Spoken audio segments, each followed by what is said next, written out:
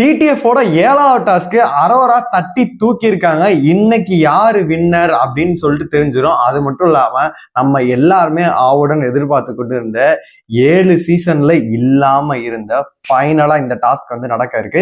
எல்லாத்தையுமே நம்ம ஃபுல்லாவே பார்த்தலாம். ஹாய் மக்களே, அவங்க ஷாம். நிறைய பேர் வீடியோ பாக்குறீங்க, லைக் பண்ணாம பாக்குறீங்க. லைக் பண்ணிட்டு பாத்தீங்க அப்படின்னா ரொம்ப சந்தோஷமா இருக்கும். ஹைப் இருக்கும், ஹைப்பை கூட தட்டி விடுங்க.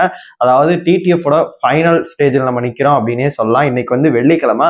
ஆல்மோஸ்ட் வந்து பாத்தீங்கன்னா இன்னைக்கு வந்து கன்ஃபார்ம் ஆயிரும். டாப் 3ல இருக்காங்க காய்ஸ், 3 பேர் இருக்காங்க. அவங்க 3 பேர்த்துல யார் வேணா அடிக்கலாம். அந்த 3 பேர் யாருன்னு சொல்லிட்டு நான் ஃபைனல்ல சொல்றேன். இன்னைக்கு வந்து பாத்தீங்கன்னா 2 டாஸ்க் வந்து நடக்க இருக்கு. ஒரு டாஸ்க் வந்து பாத்தீங்கன்னா ஜென்ரல் நாலேஜை பத்தி வைக்கிறாங்க. ஏன்னா இவங்க வந்து கில்லர் காயினை வந்து கொடூரமா கொண்டு விட்டாங்க. எனக்கு இந்த அக்கா, அண்ணன், தங்கச்சி இவங்க பாசம் என்னால் தாங்க முடியல, வெறுப்பா இருக்கு. தயவு செஞ்சு இந்த வாரத்தை இவங்க வந்து விரட்டி விடுங்க. இல்ல ஒருத்தரையாச்சும் தயவு செஞ்சு விக்ரமையோ இல்ல சுபிக்ஷாவே எவிக்ட் பண்ணி விடுங்க. இது அந்த கில்லர் காயின் டாஸ்கே வந்து பாத்தீங்கன்னா இது கொண்டு விட்டாங்க அப்படின்னே சொல்லலாம். கண்டிப்பா இந்த வாரம் அவங்க யாராச்சும் ஒரு ஆள் தான் வெளியில போவாங்க அப்படின்னு நினைக்கிறேன். வெயிட் பண்ணி பார்க்கலாம். இன்னைக்கு பொறுத்தளவு பாத்தீங்கன்னா 7வது டாஸ்க்கும் 8வது டாஸ்க்குமே நடக்குது. ஜென்ரல் நாலேஜை பத்தி இருக்கு.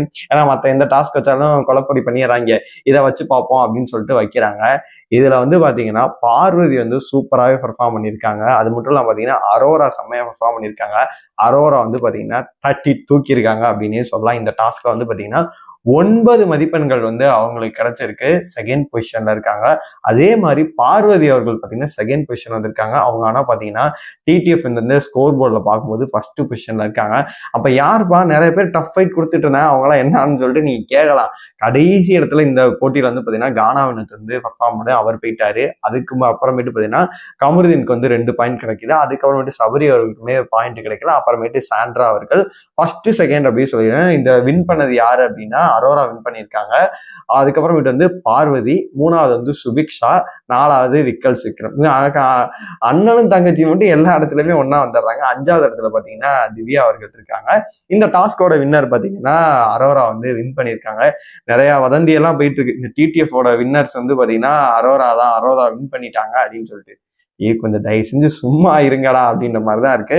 எனக்கு வாய்ப்பு இருக்கு ப்ரோ. அரோரா அண்டு பாத்தீங்கன்னா இவங்க பார்வதி, இவங்க 2 பேத்துல யாராச்சும் ஒரு ஆள் வந்து டிடிஎஃப் வந்து ஜெயிக்க வாய்ப்பு இருக்கு. அது எது முடிவு பண்ணும் அப்படின்னு கேட்டீங்கன்னா ஃபைனலா ஒரு டாஸ்க் நடக்க இருக்கு. 7 சீசன்ல இல்லாத டாஸ்க் நடக்குது. காருக்குள்ள யாரு டாஸ்க் வந்து இன்னைக்கு நடக்க போகுது. அதாவது இன்னைக்கு நைட்டு தான் வந்து நடக்க போகுது.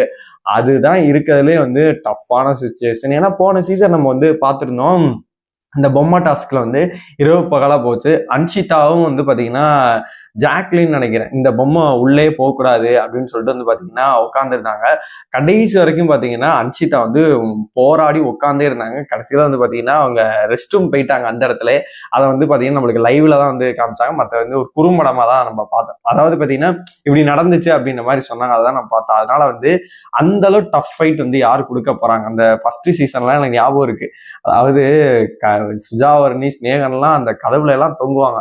அந்த மாதிரி எதுவும் பண்ணி வந்து ஜெயிக்க வாய்ப்பு இருக்கா அப்படின்றதான் நம்ம பொறுத்திருந்து பார்க்கணும். என்னைய பொறுத்தளவு இதுவரைக்கும் இல்லாத ஹைப் வந்து இந்த டிடிஎஃப்க்கு ஏற்பட்ட காரணமே என்ன அப்படின்னா மலையாள பிக் பாஸ் அப்படின்னே சொல்லலாம். ஏன் அப்படின்னா அங்க நடந்த டாஸ்க் எல்லாமே அப்படியே இங்க நடக்குது. நான் தான் ப்ரோமோ முன்னாடியே பார்த்துட்டு இந்த டாஸ்க்கை பத்தி எப்படி இல்லைன்னு சொல்லிட்டு முன்னாடியே நம்மளே சொல்லிடுறோமே, இந்த டாஸ்க் நாளைக்கு நடக்க போகுது, இந்த டாஸ்க் இன்னைக்கு நடக்க போகுது பாருங்க அப்படின்னு சொல்லிட்டு நம்மளுக்கு முன்னாடியே நம்ம எல்லாருமே அப்டேட் பண்ணிடுறோம்.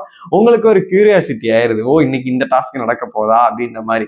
இதெல்லாம் வந்து பார்க்கும்போது அதுல வந்து நிறைய டாஸ்க் வந்து ரொம்ப டஃப்பா இருந்துச்சு. அந்த பால் டாஸ்க் எல்லாம் வந்து பாத்தீங்கன்னா ஆக்டிவிட்டி ஏரியா வச்சிருந்தாங்க.